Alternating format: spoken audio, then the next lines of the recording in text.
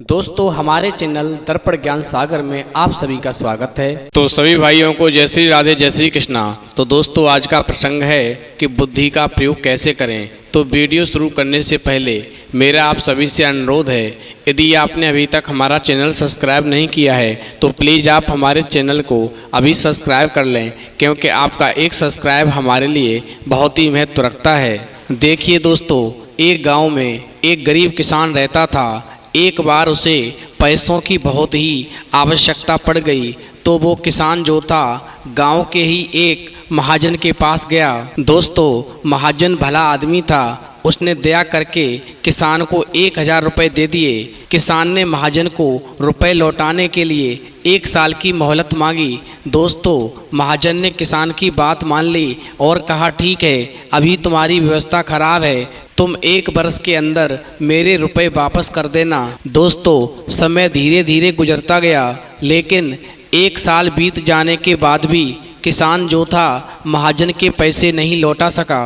क्योंकि सूखा पड़ने की वजह से किसान की फसल अच्छी नहीं हुई थी। उसके खेतों में पैदावार नहीं हो सकी, जिसकी वजह से वो किसान जो था उस महाजन के रुपयों को वापस नहीं कर सका। दोस्तों आखिरकार महाजन को मजबूर होकर के उस किसान के घर आना पड़ा, लेकिन घर पर महाजन को वो किसान नहीं मिला, किंतु उस किसान की छोटी लड़की वहाँ पर बैठी थी। दोस्तों महाजन ने उस लड़की से पूछा, तुम्हारे पिताजी कहाँ हैं? तो लड़की कहने लगी, पिताजी देवताओं का पानी रोकने गए हैं। महाजन को कुछ समझ नहीं आया। उसने फिर से पूछा, तुम्हारा भाई कहाँ है? दोस्तों लड़की बोली, भैया बिना झगड़ा के झगड़ा करने गए हैं। दोस्तों महाजन की समझ में एक भी बात नहीं आ रही थी, इसलिए उसने पुनः लड़की से फिर पूछा, तुम्हारी माँ कहाँ है? तो लड़की ने जवाब दिया, मेरी माँ 1 के 2 करने गई है। दोस्तों महाजन लड़की के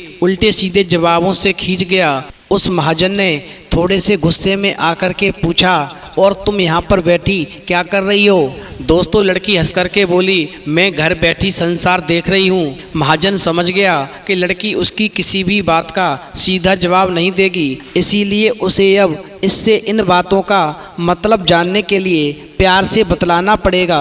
दोस्तों महाजन ने चेहरे पर प्यार से मुस्कान लाकर पूछा, बेटी तुमने जो अभी अभी मेरे सवालों के जवाब दिए हैं उनका मतलब क्या है? तुम्हारे सवालों का जवाब मेरी समझ में नहीं आया।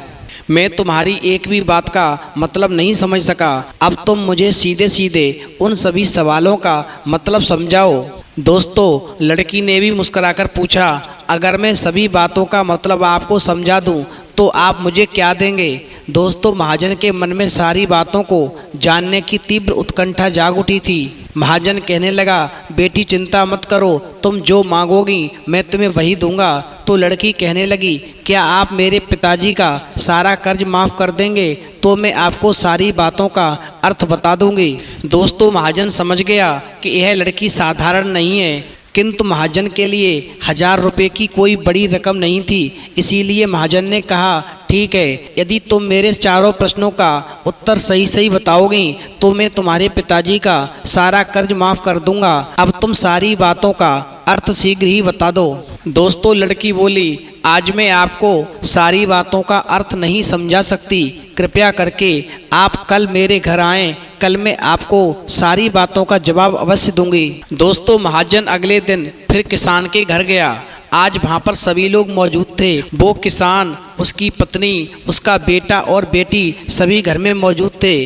दोस्तों महाजन को देखते ही लड़की ने पूछा, आपको अपना वचन याद है? दोस्तों महाजन बोला, हाँ मुझे याद है, तुम अगर सारी बातों का मुझे अर्थ बता दो तो मैं तुम्हारे पिताजी का सारा कर्ज माफ़ कर दूंगा। दोस्तों लड़की बोली, सबसे पहले मैंने यह कहा था कि पिताजी आसमान का पानी रोकने गए हैं। इसका मतलब था कि वर्षा ऋतु आने वाली है और हमारे घर की छत से पानी टपकता है। पिताजी पानी रोकने के लिए छत को बना रहे थे अब वर्षा का पानी तो आसमान से ही गिरता है और हम लोग तो यही मानते हैं कि आसमान में ही बसते हैं। पहली बात का अर्थ यही है। और दूसरी बात मैंने कही थी कि भैया बिना झगड़ा के झगड़ा करने गए हैं, इसका मतलब था कि वे रेंगनी के कांटों को काटने गए थे। यदि कोई भी रेंगनी के कांटे को काटेगा तो उसके शरीर में जगह जगह पर कांटे गड़ जाएंगे, यानी झगड़ा नहीं करने पर भी झगड़ा होगा और शरीर पर खरोंचे आएंगी।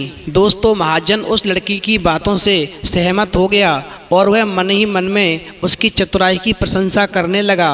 फिर उस महाजन ने उस लड़की से उत्सुकता के साथ पूछा, अब बेटी तीसरी चौथी बात भी बताओ, इसका मतलब क्या है? दोस्तों, लड़की बोली, तीसरी बात मैंने कही थी कि माँ 1 के 2 करने गई है। इसका मतलब था कि माँ अरहर दाल को पीसने अर्थात उसे 1 का 2 करने गई है।